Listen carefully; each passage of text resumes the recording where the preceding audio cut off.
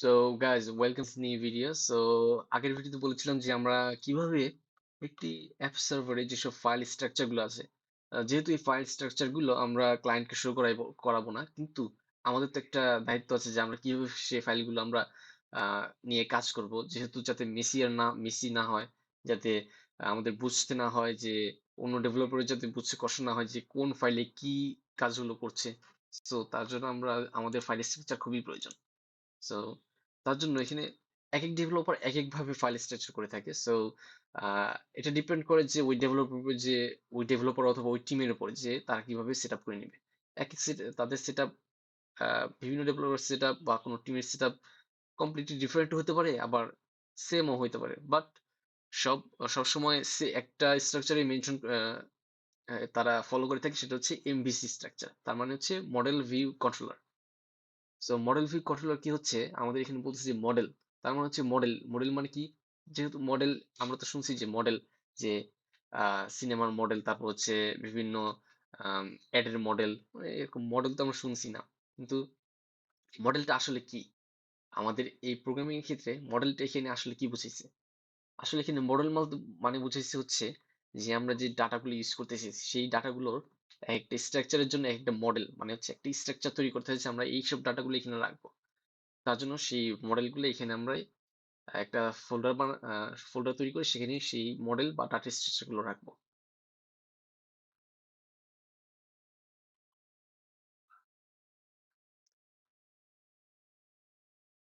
এরপর হচ্ছে ভিউ, এরপর হচ্ছে কন্ট্রোলার। সো ভিউতে আমরা সাধারণত যেসব ফাইলগুলো রিটার্ন করব, তার মানে হচ্ছে ভিউ।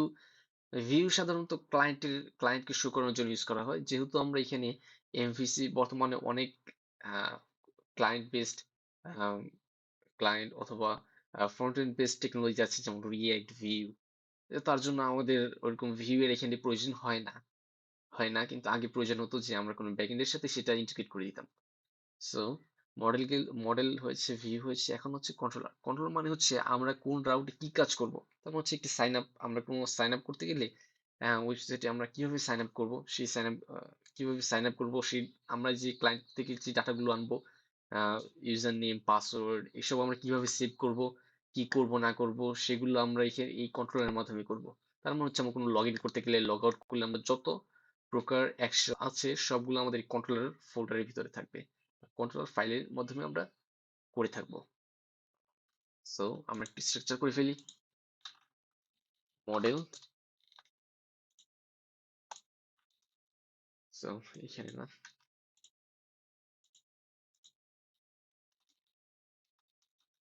কন্ট্রোলার্স, এটা একটু চেঞ্জ করে দিই, মডেলস দিই, কন্ট্রোলার্স। এন্ড আমাদের তো ভিউ এর প্রয়োজন নেই। সো এখানে আরো কিছু সাবজেক্ট প্রয়োজন, ফোল্ডারের প্রয়োজন হচ্ছে, এগুলো হচ্ছে কনফিগ। আমাদের ডাটাবেজের ফাইলগুলো রাখার জন্য সেখানে আমরা কনফিগ ইউজ করতে পারি। ইউটিলিটিস, যেমন ছোট ছোট যেসব ফাংশন গুলো আছে নিজেরা তৈরি করেছি, সেগুলো রাখতে পারি এখানে। তারপর আগে কি প্রয়োজন আছে, এভাবেই সাধারণত আমি আমার প্রজেক্টের যতগুলো প্রজেক্ট আছে সবগুলো স্ট্রাকচার করে থাকি। সো আরো যদি প্রয়োজন হয়ে থাকে তখন কাজের ক্ষেত্রে তৈরি করে থাকি। এবং আরেকটা আছে, সেটা হচ্ছে রাউটার্স। কারণ আমরা এই ইন্ডেক্স ফোল্ডারের ভিতরে সবগুলো রাউট এখানে দিতে পারি না। দেওয়া যায়, কিন্তু এখানে সব মেসি হয়ে যাবে। তার জন্য আমরা আলাদা একটা ফোল্ডার খুলে নিয়েছি, যেখানে আমরা শুধু রাউট গুলোই রাখবো। পরে শুধু সেই ফাইলগুলো আমরা এখানে লিঙ্ক করে দিব। সো এইভাবে আমরা একটি ফাইল ফোল্ডার স্ট্রাকচার করতে পারি। সো ধন্যবাদ এই ভিডিও দেখার জন্য। এরপরে আমরা শিখবো কিভাবে আমরা একটু ফার্স্ট অ্যাপ তৈরি করতে পারবো, এবং কিভাবে কোর্স ইনিশিয়ালাইজ করতে হয়, কোর্স সেট আপ করতে হয়, এবং হচ্ছে বিভিন্ন, আমরা যেহেতু এখানে ব্যাকএন্ডের জন্য এক্সপ্রেস ইউজ করছি, এবং ডেটাবেজের জন্য এখানে আমরা মঙ্গুস ইউজ করব। মঙ্গুস যেটি সাধারণত একটি মঙ্গোডিবির একটি ফ্রেমওয়ার্ক। সো এখানে আমরা মঙ্গোডিবি ইউজ করবো, কিভাবে আমরা মঙ্গোডিবি এখানে ইউজ করতে পারি সেটা দেখবো এর পরের ভিডিওতে। সো সেটা দেখবো, এবং কিভাবে আমরা একটা মডেল তৈরি করতে পারি এবং রাউট তৈরি করতে পারি, এগুলো নেক্সট ভিডিওতে আস্তে আস্তে শো করানো হবে। So stay tune for next videos. Good bye.